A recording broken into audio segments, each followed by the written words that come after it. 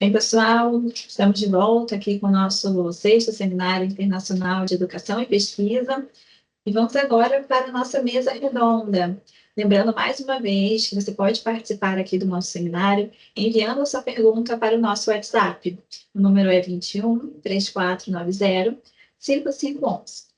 E nessa edição da nossa mesa redonda, ela terá uma dinâmica diferente. Nós vamos aqui receber o professor Juan Irineu Barreto, que fará uma apresentação de seu livro Aprendizagem Autônomo em la Educação Universitária, Evidência Empírica e Estratégias Digitais. É este livro aqui que nós vamos hoje conhecer com o professor Juan Irineu. Ele é doutor em Educação, licenciado em Didática Superior Universitária e diplomado em Metodologia de Investigação. Possui os cursos Integrando Horizontes, Inovação e Regulação na Investigação Digital, Aplicação de Inteligência Artificial em Pesquisa, Inteligência Artificial e Ferramentas de Chat GPT no Ensino. Ele é fluente em 5 idiomas, possui diversas publicações nessa área da educação e de aprendizado.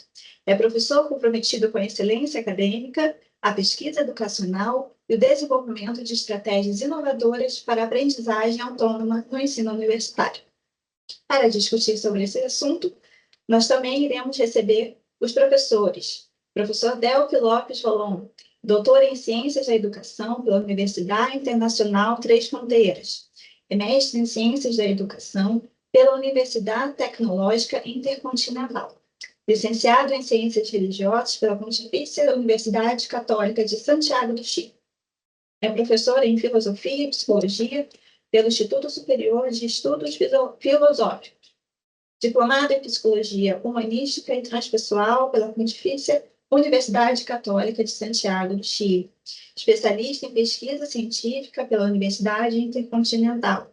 Foi decano de pós-graduação, diretor de Planejamento e Projeção, diretor de Pesquisa da Universidade Internacional Três Fronteiras, coordenador-geral de Assistência Social Universitária, diretor de pós-grado da Universidade Tecnológica Intercontinental, é atuante como diretor-geral da Universidade Hispano-Guarani, leciona em diversas universidades do Paraguai, orientador de teses de graduação, mestrado e doutorado, orientador, consultor e coordenador de projetos de investigação científica, coautor e organizador de diversos livros e artigos científicos. Já proferiu inúmeras palestras em universidades e instituições de ensino. É formador organizacional e gestor integral para a otimização da produção institucional e empresarial. Aqui com a gente também o professor Emiliano Estigarribia, licenciado em Economia pela Universidade Católica, com pós-graduação em Metodologia da Investigação Científica e Didática Universitária. Mestre em Administração de Empresas e doutor em Gestão Empresarial pela Universidade Autônoma de Assunção. É mestre em Educação pela Miami Technology Arts, dos Estados Unidos. Gerente de Organização e Processos da Cooperativa Universitária. Decano da Faculdade de Ciências Empresariais da Universidade Politécnica e Artística do Paraguai. É avaliadora internacional do Sistema Arcosul. Aqui com a gente também é a professora Gláucia Teixeira, professora doutoranda em Ciências da Educação pela Universidade Unida, é mestre em Educação pela Universidade do Sol, pós-graduada em Gestão Escolar pela FTP e graduada em Pedagogia pela Unicerrado, atuante como coordenadora pedagógica. E, por fim, finalizando nossa mesa, temos o professor Ibson Rodrigues, é graduado em Educação Física, mestre em Ciências da Educação, doutorando em Ciências da Educação pela Universidade Unida e coordenador do Grupo MOP. Desde já, agradeço a presença aqui dos professores e aceite para o nosso convite. Para mediar nossa mesa redonda, vamos ter aqui nosso professor, coordenador acadêmico, professor Ronaldo Carvalho, para quem eu passo a palavra agora. Boa tarde, Carlinhos. Boa tarde a todos. Finalmente, queria muito agradecer ao professor Irineu por estar contribuindo aqui hoje no seminário com nossos alunos, nossos acadêmicos, e também ter a participação do professor Emiliano Estigarribia, do professor Delphi Lopes, que ambos foram meus professores nessa caminhada, o professor Iverson e a professora Gláucia. Agradeço a todos aí por estar contribuindo hoje com esse nosso projeto aqui de pesquisa.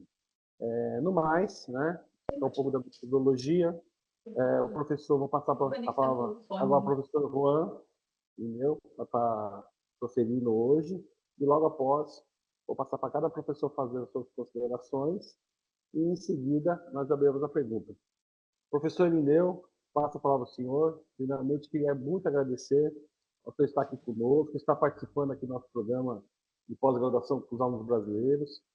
Aqui você pode ficar à vontade, né? E mais uma vez, muito obrigado por hoje. Muito obrigado também. Boa tarde para todos. Boa tarde a todos os membros da mesa redonda e obrigado à UNIDA e ao Instituto de Pesquisa por esta oportunidade de compartilhar este fruto, que é um escrito do nosso livro, cuja apresentação vou compartilhar agora.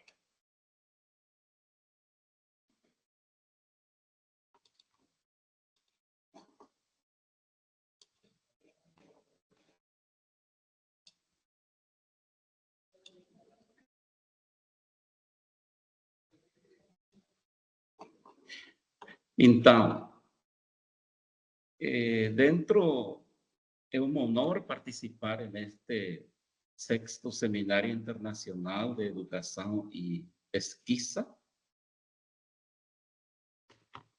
cujo objetivo estava considerando um objetivo muito relevante para começar a apresentação. E este objetivo é disseminar o conhecimento das diversas áreas do saber. Então, a nossa temática central nesta mesa redonda vai ser esta temática que tem como título a nossa publicação, juntamente com o Dr. Eduardo Francisco Chavarri Ho, quem é o reitor da Universidade da Integração das Américas Unida. O título em espanhol é Aprendizaje Autônomo en la Educación Universitária.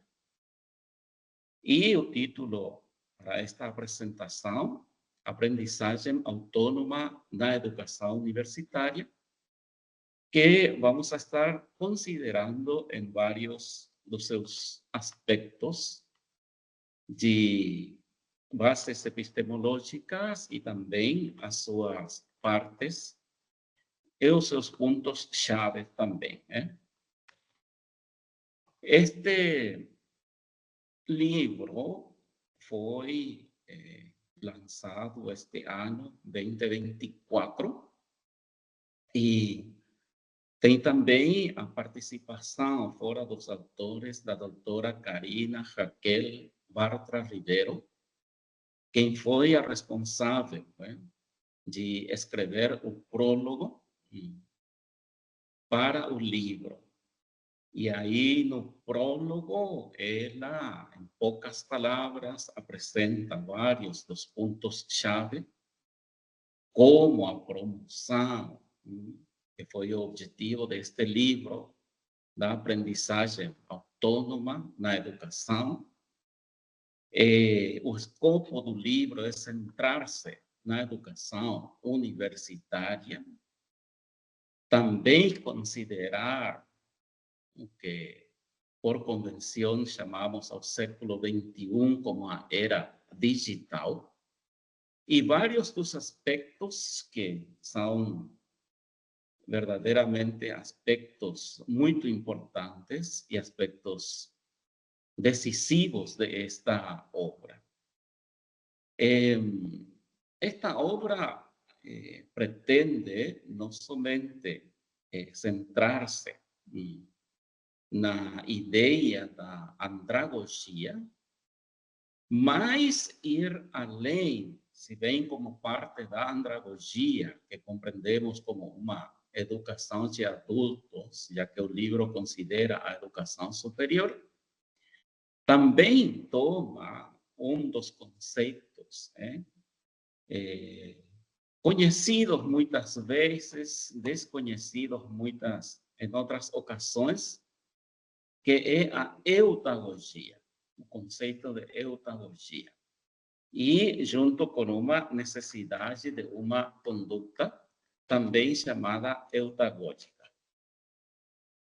Então, vamos estar desenvolvendo estas ideias aqui na tela. Temos os autores e também eu já fiz o reconhecimento para a doutora Bartra, quem foi a responsável da parte introdutória, o prólogo do livro. E neste livro, justamente com a preocupação do senhor reitor da UNIDA, faz muitos anos que temos esta preocupação. Se bem a nossa base epistemológica da publicação se coloca no ano 2004, o que nos fez pensar muito foi a situação de pandemia. A situação de pandemia e a situação da pós-pandemia. E a partir dessa reflexão, hemos decidido, não, publicar este livro. Né? Qual a ideia deste livro? A promoção da aprendizagem autodirigida. A promoção da aprendizagem autônoma, que tem várias facetas, né? E tem também, como uma das características, a responsabilidade pessoal de cada um, a aprendizagem pessoal, como contrário à aprendizagem pessoalizada. Também tem componentes muito importantes, como a aprendizagem colaborativa. E também tem cooperativa, a diferença da aprendizagem colaborativa, eu queria falar. E esta obra está centrada dentro do contexto da era digital. Era digital, a idade digital do século XXI. Agora, a preocupação do livro é como os docentes universitários, os docentes que estão fazendo andragogia, falamos de educação superior, podem, com as ferramentas digitais e também com meios de conectar com grupos, com organizações, etc., como redes de aprendizagem, potenciar essa aprendizagem, especialmente essa aprendizagem autônoma, autodirigida, que também compreende a autoevaluação mesma da pessoa que está nesse processo. E falamos das evidências empíricas, mais as ferramentas digitais, que temos muito em conta, para o desenvolvimento da temática dentro do livro. Quais as razões da escolha desta temática? Compreendemos, como autores, que as demandas educacionais contemporâneas, temos aí ponto que é a autonomia do estudante. Esta autonomia, e se nós colocamos o estudante no centro da aprendizagem, esta autonomia torna-se crucial. Então, falamos do desenvolvimento do processo da aprendizagem, do processo pessoal da aprendizagem. E depois da pandemia, principalmente, todos os professores que estávamos fazendo o ensino remoto de emergência, compreendemos que esta nova idade, onde temos a irrupção da tecnologia, exige de nós novas abordagens, não somente pedagógicas, também andragógicas e também eutagógicas. Vamos a falar de cada uma destas realidades e como temos que fazer uma revisão de todas as nossas estratégias. Eu não quero falar de estratégias tradicionais, mas estratégias que comumente estamos aplicando nas esferas do ensino. E agora, esta nova idade exige de nós, professores, a ter uma conduta diferente, não somente considerar uma sala, uma aula, como um lugar e pessoas onde nós podemos plantar conteúdo, mas os professores devem ser facilitadores, guias, professores que ajudam e potencializam a autorregulação para a aprendizagem, a responsabilidade individual para a aprendizagem. Essas são as razões para escolher esta temática para a publicação dentro da universidade. Então, quando vamos para a conceitualização da aprendizagem autônoma, temos que essa definição se centra na capacidade das pessoas. Neste caso, capacidade dos estudantes de poder gerenciar, poder direcionar seu próprio processo de aprendizagem. Essa é a ideia básica do conceito da aprendizagem autônoma. Isto se pode falar rapidamente, mas implica muitas outras realidades, como a responsabilidade pessoal pela aprendizagem. Essa responsabilidade pessoal deve ser altamente estimada, considerada.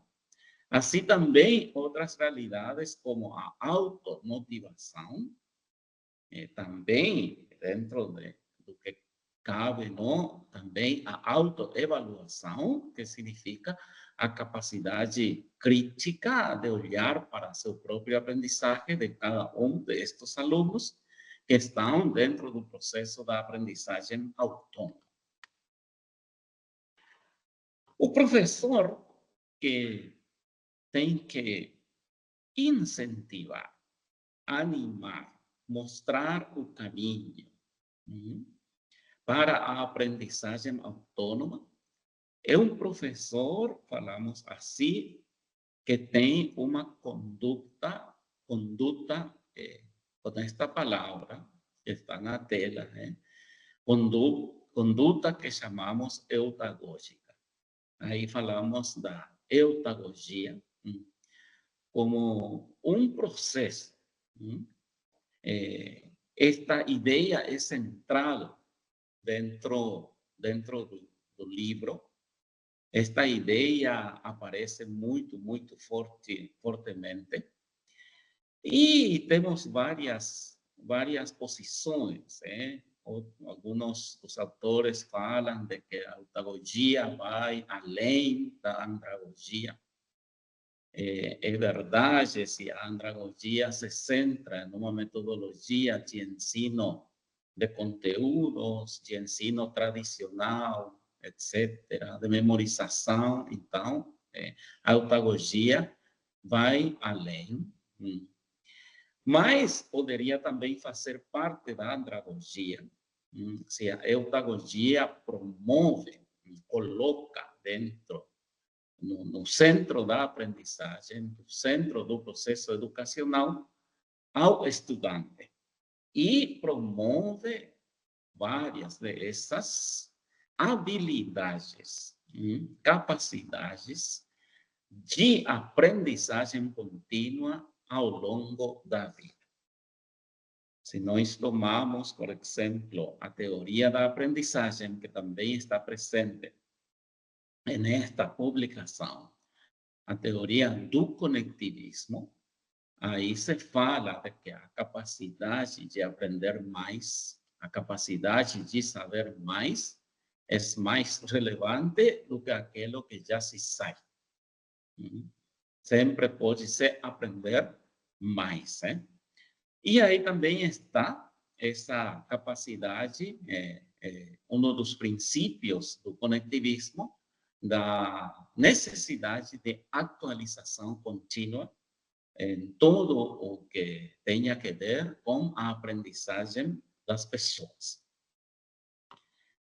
As estratégias metacognitivas, chamadas assim, desta forma, por exemplo, a meta-atenção e, por exemplo, o autoconhecimento, são fundamentais para a aprendizagem autônoma. Estes são aspectos que também são desenvolvidos dentro do livro, dentro da publicação. Estas estratégias, então, faz possível, permitem a reflexão dos estudantes, essa consideração com muito cuidado do processo, do seu próprio processo da aprendizagem. E os estudantes, então, são mesmo se autoevaluam e são capazes de identificar tudo aquilo que não vai, todas aquelas questões que não vão ajudar para conseguir a aprendizagem autônoma. Por exemplo, as distrações. E ajudam também estas estratégias para aplicar técnicas de atenção. Ou seja, a melhor metodologia possível para lograr a aprendizagem autônoma. Voltando ao conectivismo, que foi publicado no ano 2004, por isso falava do ano 2004, pelo George Siemens, acompanhado do Stephen Downes, que não coloquei seu nome aqui, mas são dois autores. Na verdade, George Siemens tem duas nacionalidades mexicano e canadiense. E estes autores, o nome mesmo da teoria, conectivismo, vem da raiz de conexões. E falando de conexões, necessariamente não tem diretamente que ver com a conectividade, são palavras solamente similares, mas o conectivismo é uma teoria desenvolvida em pleno questão. Temos que todas essas realidades. Mas o George Siemens, até agora, tem a sua forma de apologia, em que é uma teoria que tem todas as condições para ser uma teoria da aprendizagem. O ponto central do conectivismo são as conexões. E também paralelismo com a neurociência, em paralelismo com muitas realidades da internet, em paralelismo com muitas realidades de redes ou networks, tudo se trata de conectar o que os autores chamam nós, em espanhol nodos em inglês, que são peças de conhecimento, como fala. Eu gosto muito as mesmas palavras de George Siemens, ou peças nós de informação, mas nós de informação especializados. E tem muitas questões que ainda estamos, como humanidade, tratando de compreender. Foram difíceis de compreender os princípios, todos os princípios do conectivismo no ano 2004. Agora compreendemos um pouco mais com o desenvolvimento da tecnologia. Mas princípios como que o conhecimento pode residir em dispositivos não humanos, compreendíamos que sejam bancos de dados, mas agora compreendemos também que o conhecimento pode estar em simuladores, pode estar em inteligência artificial, em chatbots, em robots que estão também funcionando com estas inteligências artificiais ou com estas tecnologias. Por isso, conectar-se tanto humanamente quanto tecnologicamente é um princípio básico, é um desafio que apresenta a teoria do conectivismo.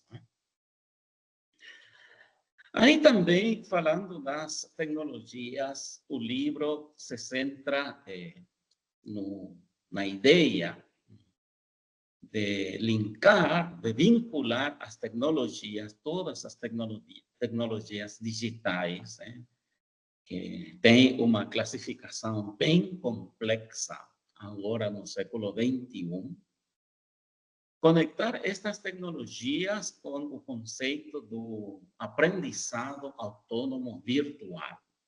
Aprendizado autônomo virtual, que vamos falar como AAV.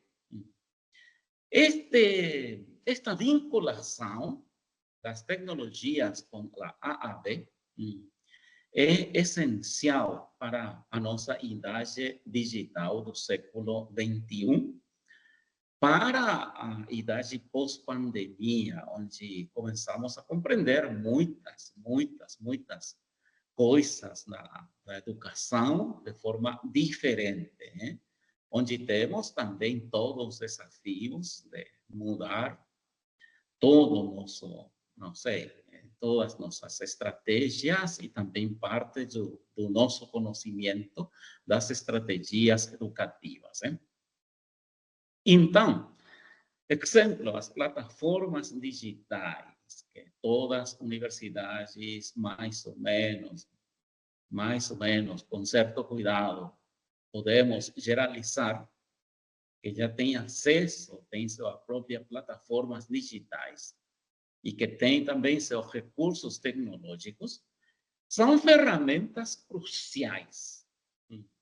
São ferramentas que compreendemos, apoiam a autonomia, apoiam a autorregulação e a automotivação dos estudantes para a aprendizagem autônoma.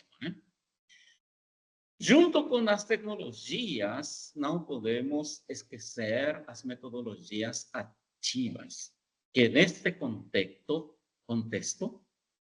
passam a tomar também uma importância muito maior, muito mais relevante que em outros tempos. Sempre foram importantes, não estou negando a importância das metodologias ativas e todo o trabalho intelectual que está nestas metodologias.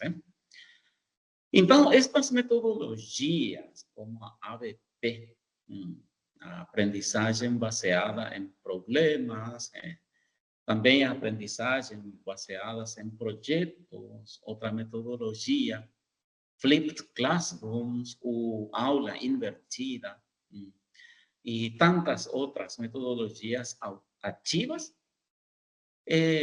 podemos compreender facilmente agora que promovem de uma forma muito significativa o aprendizado ativo e significativo.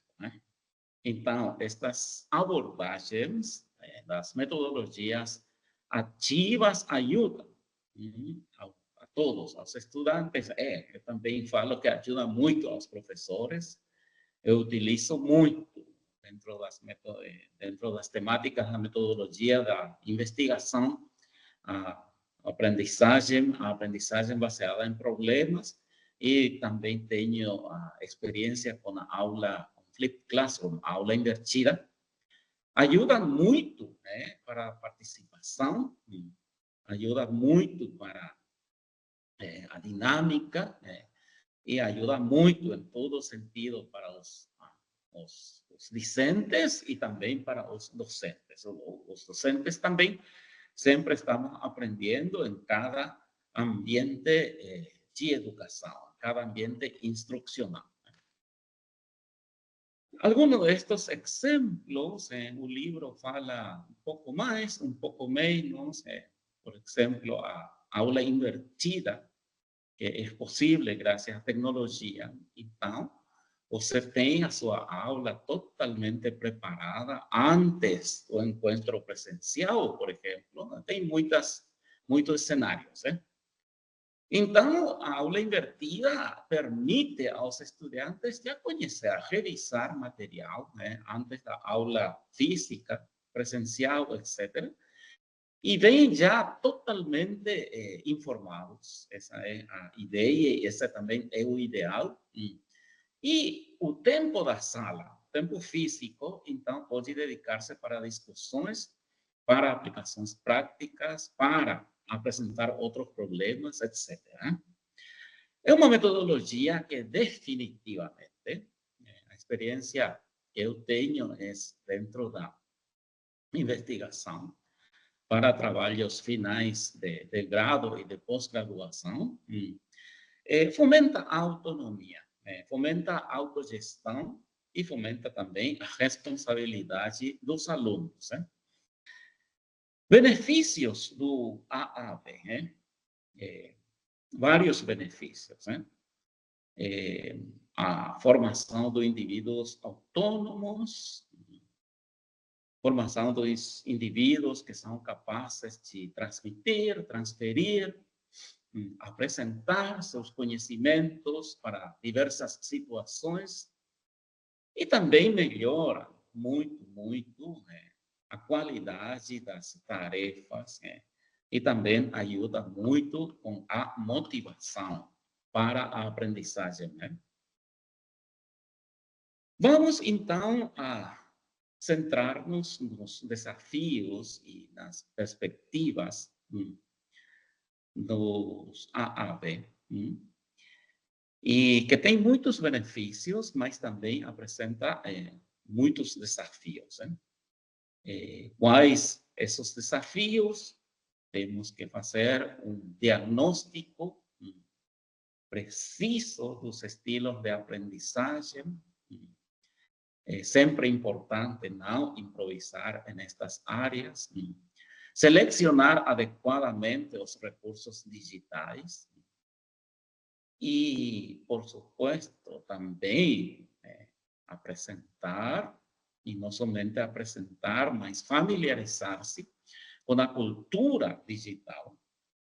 E dentro do conectivismo, potenciar os nós de aprendizagem, as conexões de aprendizagem, potenciar a interatividade entre as pessoas. Quais as recomendações que temos a partir da obra publicada para os docentes?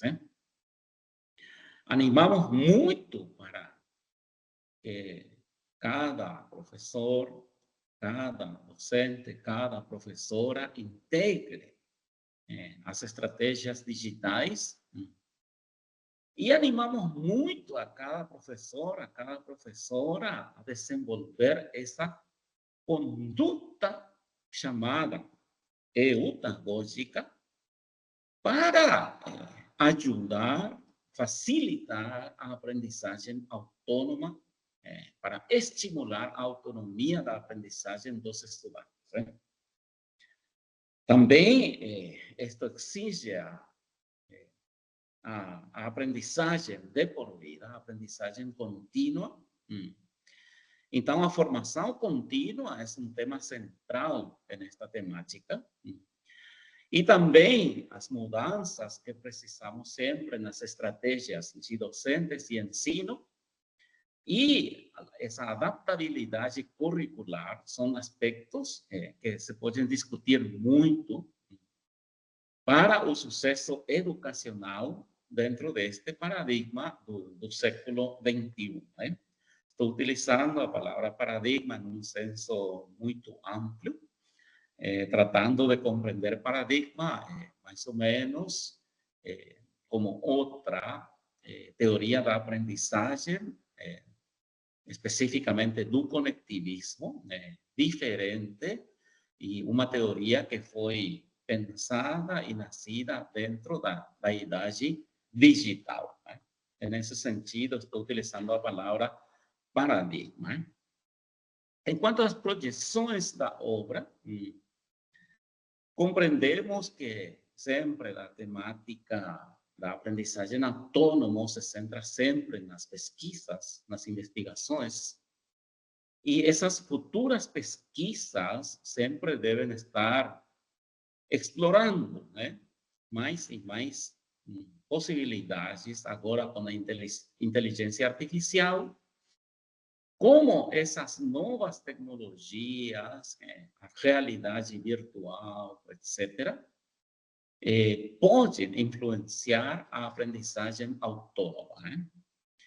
Também consideramos importante a realização de estudos comparativos, análises globais, estudos em vários aspectos. Estou já falando comparativos de situações diferentes para uma compreensão mais completa e sempre mais profunda da aprendizagem autônoma, parte da andragogia e também a conduta eutagógica do professor.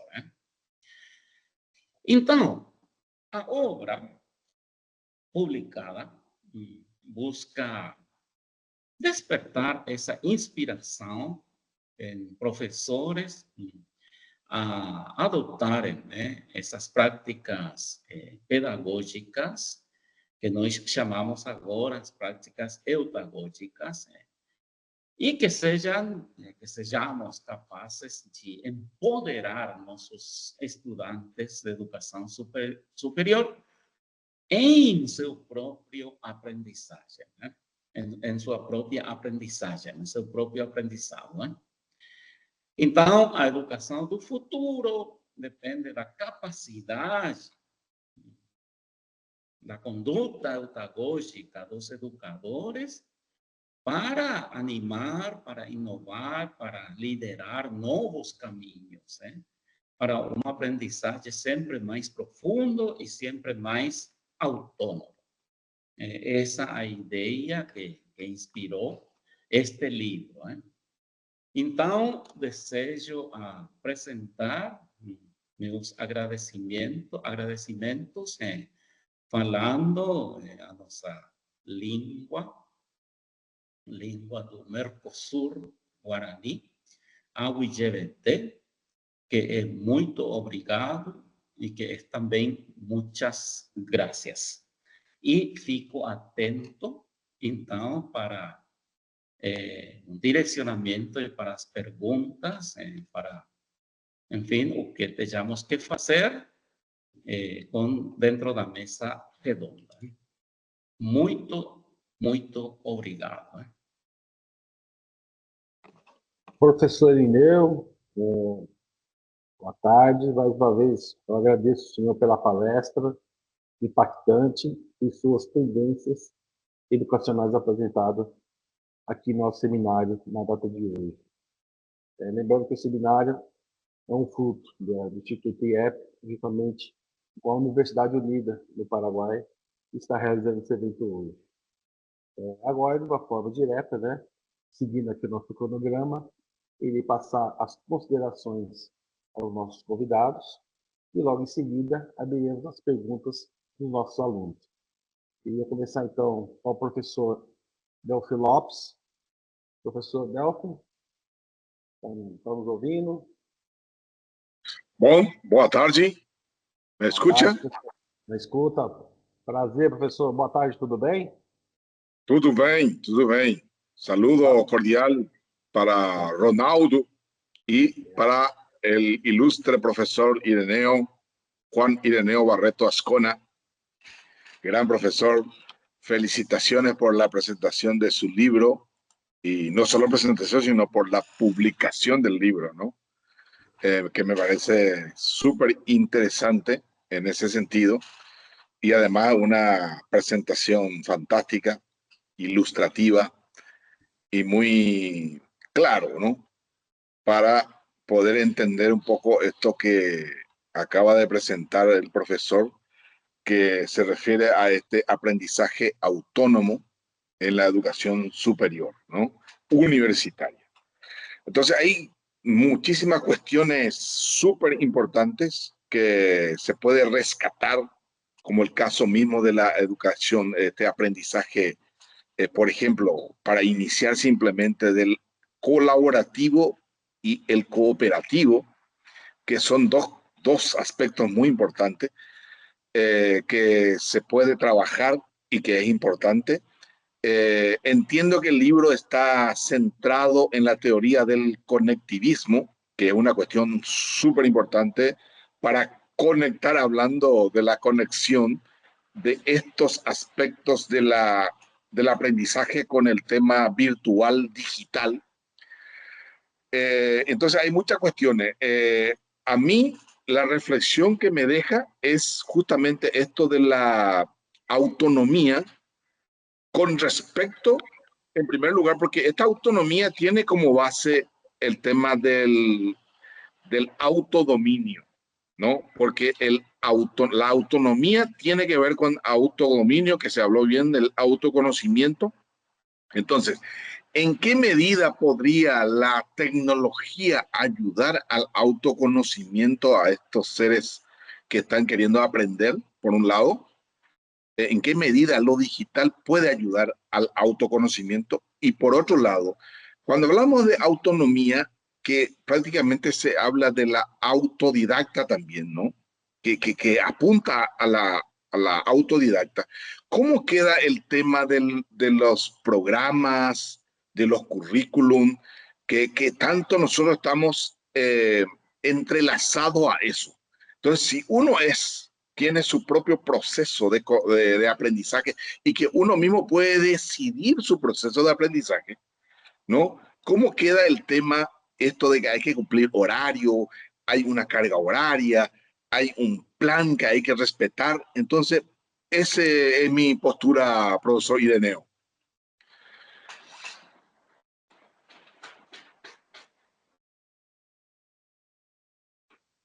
No, yo no lo estoy escuchando, doctor. Muchísimas gracias, profesor Delphi. Ahora sí, ¿verdad? Sí, ahora sí. Muchísimas gracias, profesor Delphi. Estas son cuestiones centrales, ¿cierto? Incluso puntos de conflictos e incluso puntos de encuentro de paradigmas. ¿Hasta qué punto, por ejemplo, se puede entender y respetar lo que hasta ahora se entiende por aprendizaje colaborativo? Pero tiene sus lados. El aprendizaje colaborativo está dentro del, ¿cómo se llama? Del constructivismo. Parte del currículum, que es un aprendizaje personalizado, un aprendizaje preparado por otras personas y que hay que percorrer. Percurso es el currículum, Y ahí mismo, en los últimos años ya tuvimos varios cuestionamientos respecto del constructivismo, ¿verdad? Y el desafío es siempre contextualizar el currículum preparado por todos. Después del conectivismo, estos aspectos quedan para revisarse. Ahora hablamos, por ejemplo, del aprendizaje personal y no personalizado. Es como que uno prepara para su propio aprendizaje. Pero atención, está la autorregulación, está la responsabilidad y está el grado de conciencia crítica, porque yo no podría, hablar de aprendizaje autónomo en áreas de pedagogía y aprendizaje autónomo para la educación superior. Ahí se entiende que los niveles digamos, de pensamiento crítico son diferentes. Aún así, entiendo que el conectivismo llegó para quedar. El conectivismo es la teoría de esta edad, de esta era, y sus desafíos son, yo respeto siempre y estamos siempre los últimos paradigmas, especialmente los 3 últimos antes del conectivismo. Llámese conductismo o behaviorismo, llámese cognitivismo y llámese constructivismo. Pero también nos abren nuevas posibilidades y creo que estamos comenzando. Respeto todo el currículum, nosotros mismos estamos siempre dentro de algún sistema, dentro de algún programa, pero tengo que reconocer plenamente de que las exigencias de aprendizaje autónomo son tan fuertes en la era digital del siglo XXI y es un desafío que no podemos desconocer. Esto va a ir, como ya se hizo, ¿no? Clarificándose con el paso del tiempo y estoy segurísimo de que vamos a ir creciendo en su comprensión. Si bien podrías decirme que es una conducta, perdón, que es una posición ecléctica, sí, es una posición ecléctica. ¿Por qué? Porque tengo que reconocer que vivimos dentro de estructuras, y dentro de currículum y dentro de currícula, en plural, ¿verdad? Pero también tenemos estos desafíos de la era digital del siglo XXI. Esa sería mi respuesta, estimado profesor Delphi. Muy agradecido, profesor, y me quedo muy confortable con su respuesta y agradezco su aporte y su colaboración para este momento de aprendizaje. Muchas gracias. A usted, profesor, a usted. Seguindo aqui, professor Emiliano Estigarribia.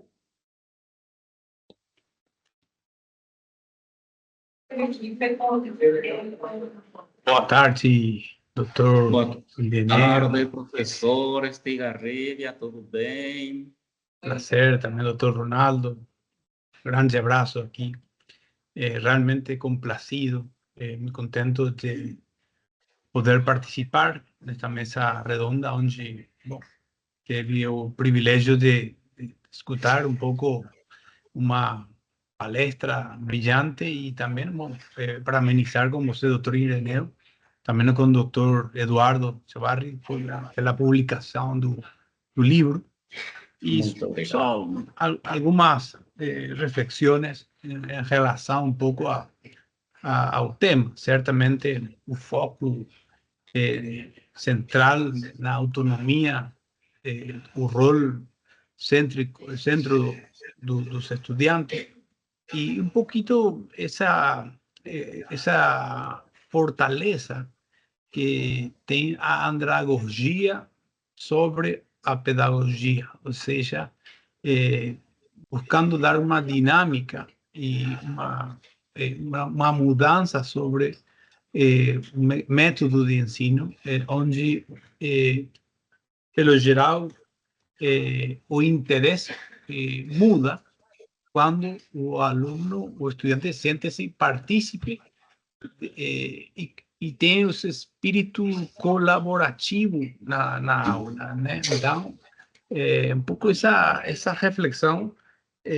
gostei muito, certamente, da visão que tem o livro e a mensagem e as recomendações para os professores. Agora, sim, um pouco perguntar para o doutor a questão da andragogia, que foi o método utilizado para ensino de adultos. Agora, como fazer para mudar essa teoria e passar para os jovens e as crianças, né? Que é um pouquinho o grande desafio, utilizando hoje as ferramentas digitais disponíveis. Só isso, graças. Muito obrigado, doutor Emiliano Estigarribia. Sim, muito interessante a pergunta. A resposta primeira e direita é a criatividade. A criatividade. Então, como mudar para a andragogia? E com as ferramentas digitais, podemos direcionar o ensino para a andragogia. e muita inteligência, muita organização também para a utilização de estas ferramentas. Como mudar para a andragogia? Ferramentas dentro da gamificação, por exemplo, não?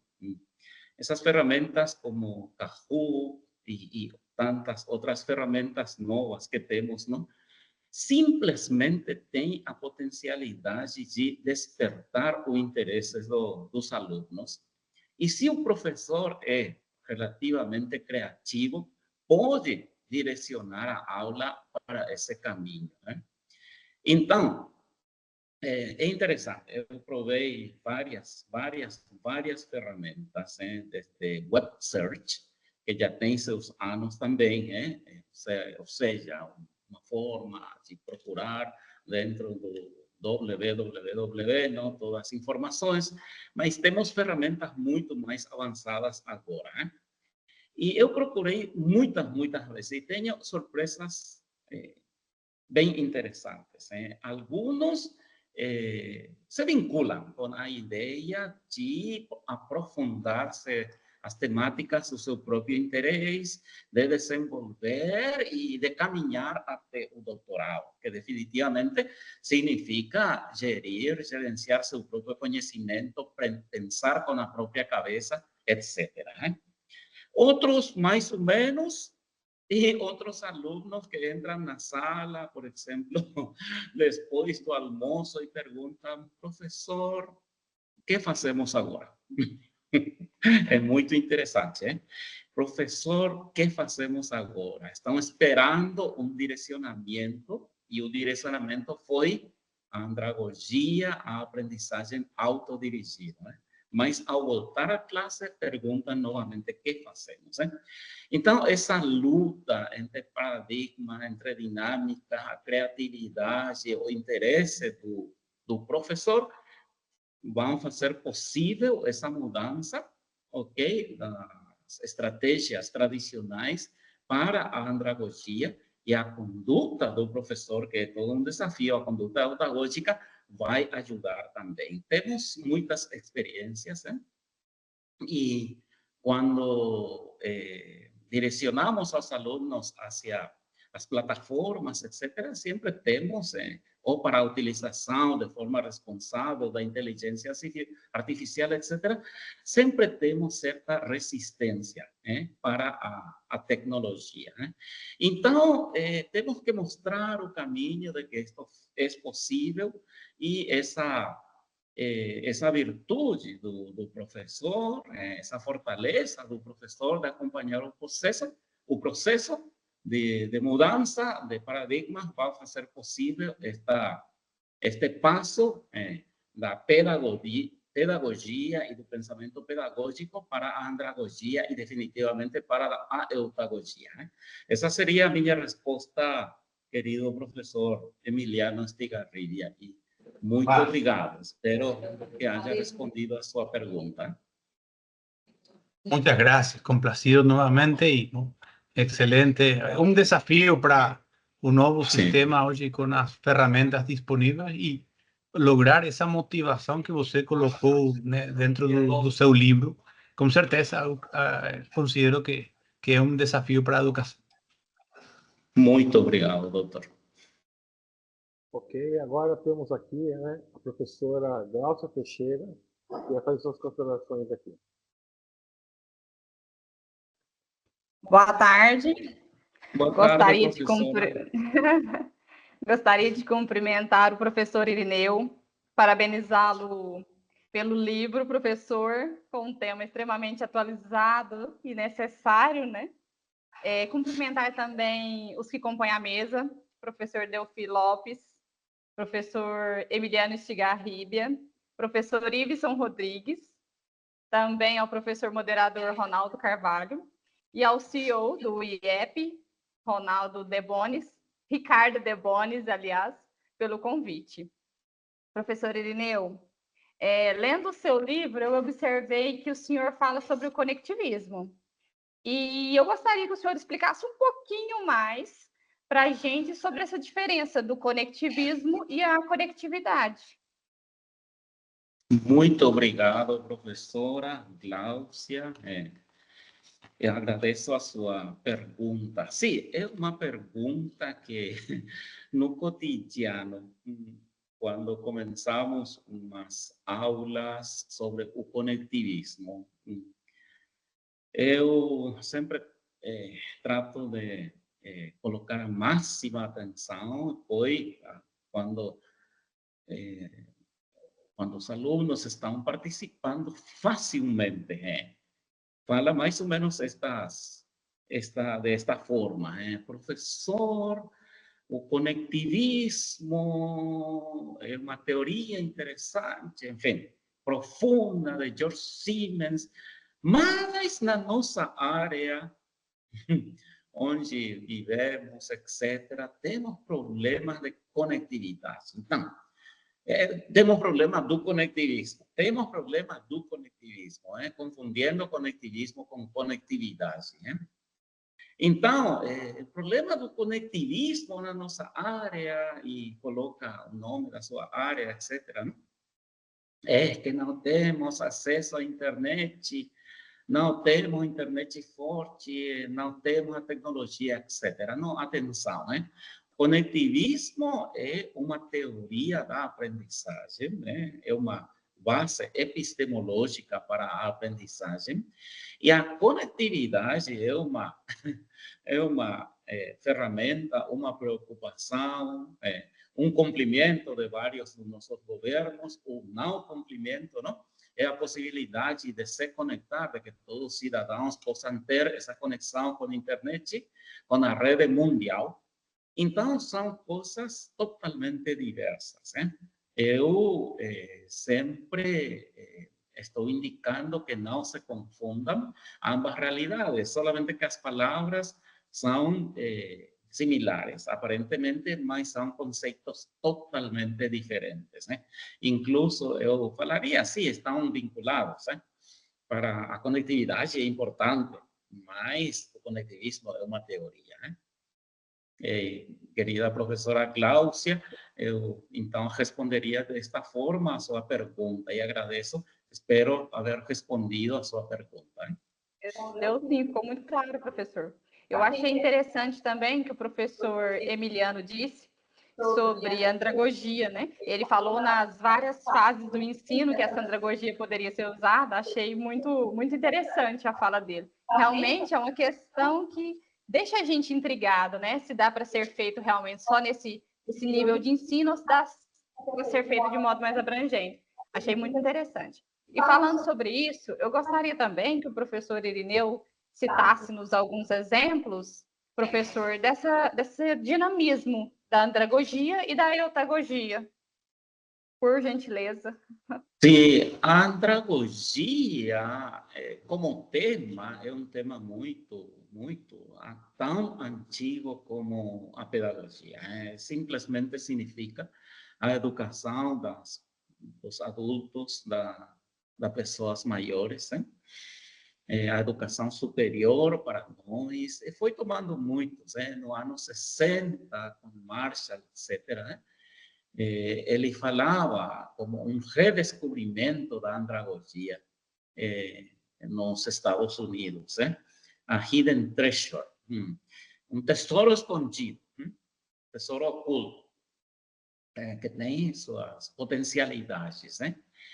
Agora, se eu sou professor dentro da linha andragógica, mas eu tomaria o mesmo exemplo, eu sou professor do século XXI, ou eu sou professor pós-pandemia, mas sigo, coloco solamente uma câmera, mas sigo com a mesma metodologia tradicional, 2 vezes 2, 4, etc., não? Então, não existe muita inovação, não. O professor da andragogia e o professor com a conduta eutagógica anima. Você pode, olha o caminho, você vai conseguir. Pesquisamos, investigamos, compartilhamos as nossas descobertas, todos os frutos das nossas investigações. Essa é a conduta do professor da andragogia e do professor eudagógico, né? Então, é um professor que anima muito. Primeiro, é um professor que pesquisa. Gosto muito de Rubem Alves, professor que não está com nós, Rubem Alves, um professor que não investiga, não deve ensinar, né? Então, comparto muito essa ideia, esse plano de ideia. Então, é o professor mesmo que tem que mostrar o caminho e deve ter essa conduta, né, totalmente genuína, que se chama eudagógica, né? Espero que seja a resposta para a sua pergunta, professora Glaucia. Com certeza, professor. O interessante do que o senhor falar isso, de ouvir o senhor falar isso, é que através dessa metodologia, vamos dizer assim, nós conseguimos atingir mais alunos cognitivos variados, né? Abrangendo mesmo o ensino-aprendizagem. Só para finalizar, professor, o senhor, como especialista, que vejo que é nesse tema, qual o conselho que o senhor daria para aqueles estudantes que não consideram 100% autônomos? A pergunta é, por favor? Qual o conselho que o senhor daria para aqueles alunos que não se consideram completamente autônomos? Para aqueles que ainda, como muitos, inclusive na minha cidade, somos do interior de Goiás, nós acostumamos com o ensino em que é necessário um direcionamento direto, é necessário uma instrução mais fortemente, né? E aí entra em contradição, às vezes, com isso que está sendo falado hoje, o que eu achei interessantíssimo. Faz com que a gente abra a mente e entenda a necessidade da aprendizagem autônoma. Qual o conselho que o senhor daria para esses estudantes? Sim, eu mostraria um caminho de inspiração, né? Chamaria muito a atenção. Eu sempre falo, querido aluno, querida aluna, você está trabalhando muito e desnecessariamente. Mostro os outros caminhos. Primeiro um choque, um pequeno choque. Depois trato de mostrar outro caminho que seja mais conveniente, etc. E não é a minha ideia, mas a ideia, outra vez, do professor Rubem Alves, não somente dar conselho, mas provocar. Provocações, provocar, chamar a atenção, mostrar outros caminhos, despertar o interesse. Eu, dentro desta realidade, falaria com os alunos e mostraria um caminho totalmente diferente e chamaria a atenção sobre os benefícios de entrar e também os frutos de entrar dentro desta dinâmica da aprendizagem autônoma, né? E passa pelas atitudes de uma pessoa, pelo interesse, pela criatividade e a capacidade de provocar e também de entusiasmar hacia os novos caminhos, né? Esses seriam os mecanismos que eu apresentaria para estas pessoas, né? Muito obrigada, professor. Eu fico muito agradecida pelas respostas, com muita clareza, com muita satisfação em estar aqui com o senhor. E saiba que o senhor é inspiração para muitos. Muito obrigado. Muito, muito obrigado. Bom, continuando aqui, professor Iverson. Boa tarde. Boa tarde. Boa tarde, professor. Cumprimentar o professor Juan, né, professor Ronaldo, em nome do IEP, Emiliano, ao qual eu conheci seu pai aí em Assunção, né, um grande abraço a ele, né, professora Gláucia e o professor Delfim, né, gostaria de cumprimentá-los. Primeiro, queria ressaltar a grande importância, né, dessa obra, professor, parabenizá-lo, né, até porque é uma mutação metodológica, né, teórica e metodológica, que está ocorrendo, né, não só agora. Nós temos um traço epistemológico que vai atravessando as fronteiras aí entre as metodologias e os paradigmas da educação, e o qual o senhor traz no livro, né, na sua obra, uma nova reflexão, né, onde é ponderada em aspectos ali ligados ao conectivismo.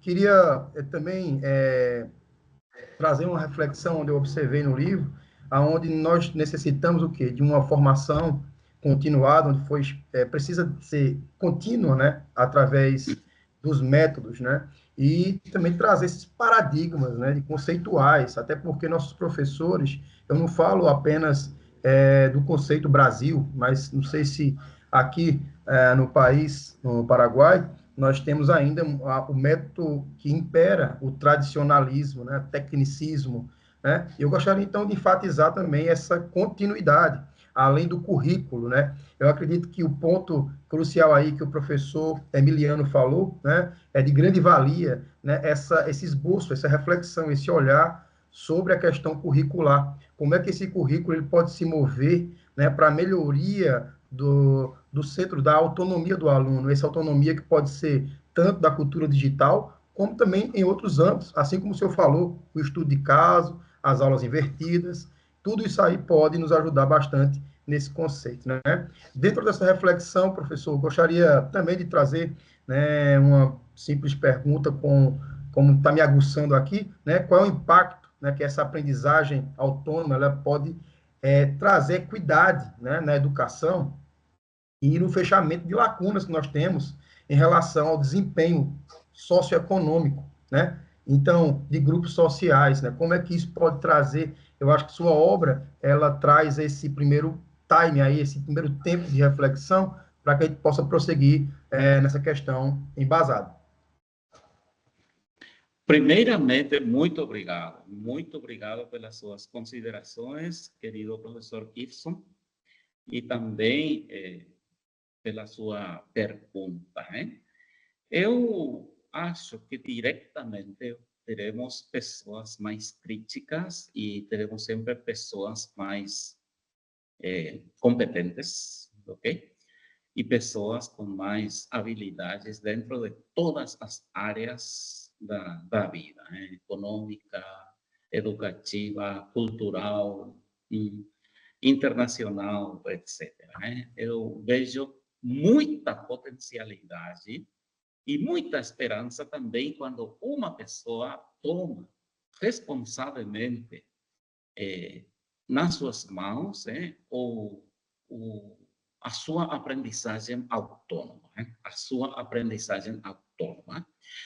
O crescimento de uma intelectual, social, pessoal, de uma pessoa, de uma estudante dentro de uma aula, mais ou menos, bem ou mal chamado tradicional, e o crescimento da pessoa com uma motivação para autoaprendizado, esta última pessoa pode lograr um crescimento intelectual em todos os aspectos, em todas as esferas da vida, não? Exponencial. Por quê? Porque quando eu coloco o meu interesse e também é um caminho de muita descoberta, então também e de muito crescimento. Então, somente vejo possibilidades bem positivas, bem, como se diz, não prometedoras para o futuro, com esta metodologia ativa, com esta metodologia autônoma, com esta metodologia autodirigida, e o que temos que seguir incentivando é a conduta eutagógica para nós, professores. Espero que seja a resposta, ou pelo menos um caminho para responder a sua dúvida, a sua pergunta, querido professor Gibson. Sim, querido professor Irineu. Para finalizar, eu queria apenas um questionamento, fiquem abertos a um questionamento sobre política pública, né? Eu não gostaria de fugir do tema, óbvio, né? Mas eu gostaria também de entender como seria, dentro da legalidade, né, dos ministérios que lidam aí com as legislações educacionais, não só do Paraguai, mas também do Brasil, a gente pode entender, assim como países do Mercosul, como é que a gente poderia, você poderia citar algo, né, que pudesse fazer essa interligação em uma política pública que nos desse mais autonomia nas escolas, ao professor, ao aluno, ao que busca investigação, né, tratar com mais conexão em relação a isso. Como o senhor vê isso aí, professor, em relação a uma política pública ou uma lei, né, de questões maiores? E eu considero, sempre escutando aqui em Paraguai, escutando também os responsáveis das políticas públicas no Brasil, muita preocupação, expressam a sua preocupação e muitas vezes o que não vemos é a abertura. De que abertura estou falando? E primeiro, uma abertura intelectual. Estamos em uma época onde o ensino, a educação deve ser sem muros, sem tijolos que fazem muros, né? Estamos falando de uma educação complexa. Muitas vezes falamos da educação planetária, da educação mundial. Stephen Down fala da educação sem fronteiras. Stephen Down fala da educação aberta. E estes são os desafios para as políticas públicas. Eu penso que Paraguai, Brasil, Chile, Argentina, etc., vão se beneficiar, América Latina, vão se beneficiar com esse conceito de academia aberta. E não perdemos nada, ao contrário, vamos a ser enriquecidos.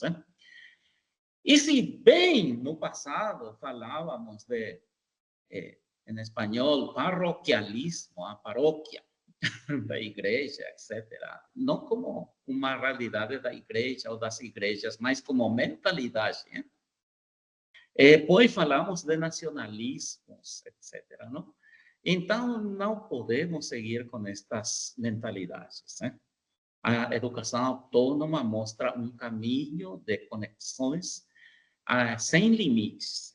Os networks, quanto mais nós podamos linkar sem fronteiras, mais redes fortalecidas, mais redes mais fortes sempre vamos a ter. Então, a educação também vai se beneficiar muito desta abertura mental, esta abertura conceitual e uma abertura para as escolas sem fronteiras. Então, este seria um caminho. Eu não vejo um conflito com os interesses nacionais, ao contrário. Quanto mais entendemos que o ethos, onde vem a ética, que temos ethos moral, aí vem moral, não? Que o nosso ethos é solamente um. Meu ethos não é Paraguai, seu ethos não é Brasil. O nosso ethos, a nossa casa é um mundo. E essa é a mentalidade que temos que conseguir, que temos que trabalhar, e a esta mentalidade temos que direcionar todos os nossos esforços. Habitamos um solo ethos, um solo mundo, e tudo o que aconteça nesse mundo, positivo ou negativamente, tem incidência sobre as pessoas, sobre a nossa vida e sobre todo o mundo, sobre todo o ambiente. Este seria o caminho, querido professor Ifson. Grato, professor Irineu. Graças. Queria parabenizá-lo mais uma vez, não só pela obra, mas também pelas respostas e pela incidência. Grato. Muito, muito obrigado para você e para todos.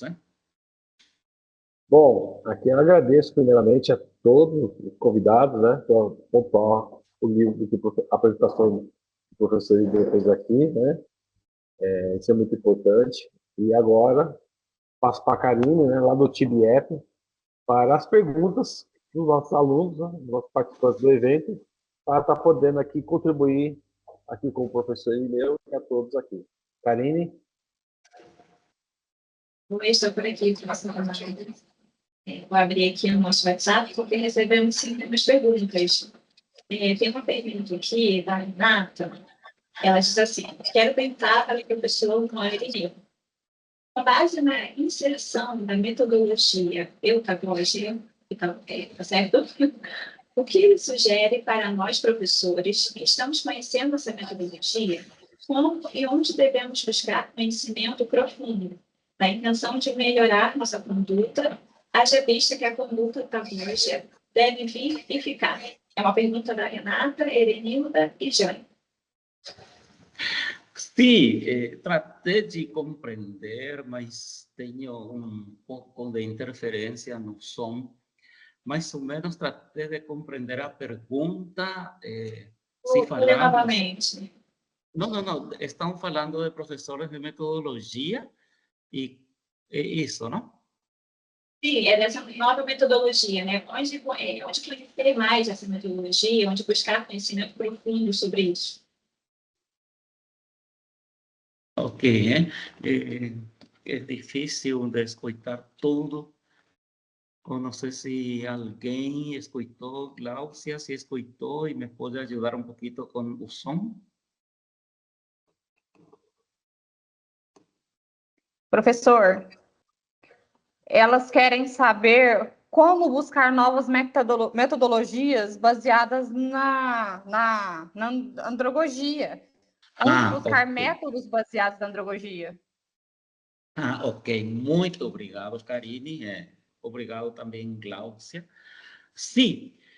E a primeira resposta seria direcionar a nossa pesquisa e também a nossa prática e também adquirir mais conhecimento das potencialidades de toda a metodologia considerada assim ativa. Isso é. As metodologias ativas são várias, são vários mecanismos. E todas as metodologias ativas têm em comum justamente essa possibilidade de facilitar ou de concretar a aprendizagem autônoma. Essa seria a resposta. Então, quando nós fazemos, por exemplo, eu tinha que estudar, tinha que aprender, tinha que praticar, tinha que errar, por exemplo, não? Quando estava aprendendo sobre a aula invertida, mas pois os benefícios são muitos, são muitos, ajuda muito para a aprendizagem autônoma. A outra questão é sempre importante direcionar aos alunos também para aquilo que se chama os ambientes, os entornos pessoais para a aprendizagem. No inglês é PLE, Personal Learning Environment. Ambientes, contextos pessoais de aprendizagem. Estes contextos são importantes e são vários, mas eu tenho que fazer meu próprio contexto pessoal de aprendizagem. Esse é o desafio que temos. Então, em Brasil, por exemplo, temos o TED, TED, Technology, Entertainment and Design, ED, a terminação para Brasil. Então, são sites, e assim também LinkedIn, e assim também YouTube, e assim também várias destas organizações, os sites, etc., faz em conjunto possibilidades de entornos pessoais para a aprendizagem. Então, sempre direcionar mais os nossos alunos, os nossos professores, para que tenhamos sempre mais possibilidades de aprender de estes entornos. E não esquecer também que o nosso próprio interesse de vincular mais. Eu, por exemplo, aprendo muito do professor Ibson, do professor Delphi, do professor Ronaldo, da professora Cláudia, Emiliano, a que estou apontando, não? Estou apontando também de fortalecer as nossas vinculações profissionais. Essa seria a resposta para essa pergunta querida Karine. Oi, professor. Consegue me ouvir melhor agora? Ou ainda está com barulho? Consegue me ouvir? Sim, um pouco melhor, né? Desculpa, é que a Renata ela mandou aqui de novo mensagem dizendo que não foi exatamente isso que a professora Glaucia tinha perguntado. Mas eu vou passar aqui para a próxima pergunta e depois a gente volta aqui nesse assunto. Gustavo Felipe, ele enviou assim para a gente. Muito interessante a integração do conectivismo. O aspecto tecnológico é de suma relevância no aprimoramento da aprendizagem. Mas como seria possível desenvolver a aprendizagem por meio de mecanismos tecnológicos, conservando simultaneamente o caráter humanitário das conexões sociais? E sempre aponto que uma ferramenta é uma ferramenta. Essa ferramenta pode ser bem útil, com muitas possibilidades, e essa ferramenta também poderia servir para ferir, etc. Não? Então, eu uso o que nós podemos fazer. Se as ferramentas digitais ajudam para mais humanização, né? Então, utilizemos de esta forma estas ferramentas. Né? Se as ferramentas ajudam para mais aprendizado, então eu acho que temos que promocionar mais, implementar mais o uso, a utilização efetiva, significativa de estas ferramentas. Né? Se você tem à mão, em suas mãos, uma ferramenta, pode utilizar para o bem, ou pode também não utilizar desta maneira. Né? Se uma ferramenta vai ajudar para que sejamos mais unidos, para que sejamos mais empáticos, para que sejamos mais interessados e para melhorar a nossa humanidade, então eu diria, adelante com a utilização dessa ferramenta. Né? Se uma ferramenta vai impedir tudo isso, temos que avaliar a utilização, como as armas, etc., verdade? Que não necessariamente ajudam para construir. Sempre que serva para a construção, para a efetivação, falamos agora, na aprendizagem autônoma, eu acho que existem ferramentas bem interessantes e que podem ajudar nesta temática. Obrigada, professor. A pergunta agora é do Manuel Polônio. Primeiramente, gostaria de parabenizá-lo pela brilhante fala e pela contribuição ao conhecimento científico. Durante a sua apresentação, abordou-se o uso das metodologias ativas no processo de ensino e aprendizagem. Diante disso, algo que tem ganhado bastante destaque recentemente é a inteligência artificial. Como você enxerga a integração da IA com as metodologias ativas na educação? Quais são os principais desafios e oportunidades que essa combinação pode trazer para o futuro do ensino? A inteligência artificial é bem interessante, hein? Bem interessante. Eu falaria, estou 300% a favor da utilização da inteligência artificial em todos os aspectos, menos em um aspecto. Né? Se eu estou na pesquisa e eu tenho que realizar a minha tese e simplesmente sobre o tema da autonomia na aprendizagem, essa é a minha tese, estou inventando, uma temática. Eu posso solicitar a inteligência artificial, assim de fácil. Faça para mim uma tese sobre aprendizagem autônoma. E seria muito irresponsável, né? Muito. Teria uma coisa totalmente sem sentido. E a inteligência artificial, em muitos aspectos, como conhecemos, tem duas possibilidades. Tem a possibilidade de alucinar, de apresentar qualquer coisa, e não estou inventando, está aí para ter cuidado sempre com estas ferramentas, não? As próprias companhias reconhecem esta possibilidade, né? E a outra possibilidade da inteligência artificial é sempre inventar as fontes, né? Ambas possibilidades foram trabalhadas e para esta altura estão bem controladas, né? Se bem estamos em processo, estão bem controladas. Então, jamais solicitar a G, por exemplo, do chat GPT, a G, que é gerar, geração, generar, não sei se se fala assim, generar em espanhol, ok? Alguma peça de conhecimento, né?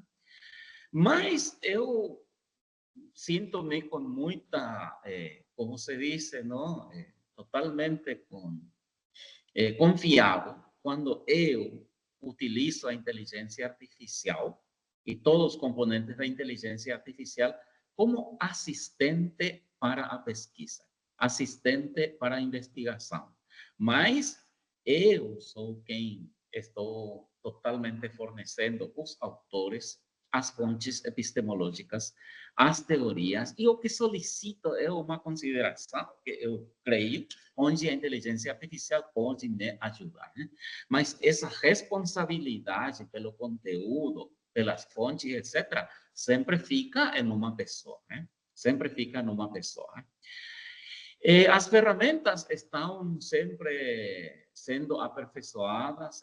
Agora temos complementos para a inteligência artificial, como Perplexity, Consensus, e uma ferramenta muito interessante, Science Space, SI Space, Espaço Científico, etc., que são ferramentas maravilhosas. É incrível a capacidade que tem para a pesquisa, mas a pesquisa de coisas, de fontes reais, né? Mas o primeiro momento, a inteligência artificial não estava cumprindo com estas finalidades, né? Então, a diferença é não solicitar a geração de algo que não tem sentido, mas utilizar consciente, ética e responsavelmente a inteligência artificial profissionalmente como assistente para o estudo, a pesquisa, para a aprendizagem autônoma.